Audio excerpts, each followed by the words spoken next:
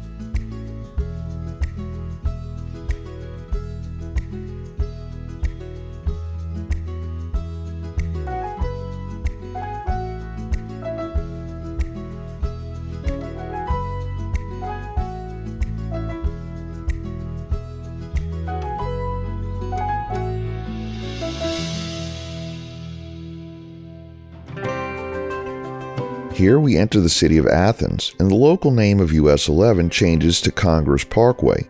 Athens is the county seat of McMinn County, and so named because of the topographical similarities to Athens, Greece. In 1887, a group of investors came together to create the Athens Mining and Manufacturing Company. Their goal was to transform the town into a model industrial community and start large-scale mining operations in the area. As time went on, textile mills, flour mills, and timber mills became the dominant industries in the county by the late 19th century. This was later complemented by furniture and appliance factories in the 1920s. In 1946, a group of World War II veterans from McMinn County decided to run for local office. They had hopes of ousting a county government they considered corrupt. On August 1st, local authorities barricaded themselves inside the county jail, along with the ballot boxes. The veterans suspected foul play, so they armed themselves and gathered on a hill across the street from the jail. There was an exchange of gunfire, and eventually the county authorities surrendered. The ballots were then counted, and it turned out the veterans' ticket had won, bringing an end to the so-called Battle of Athens. As of the 2020 census, Athens had a population of 14,084.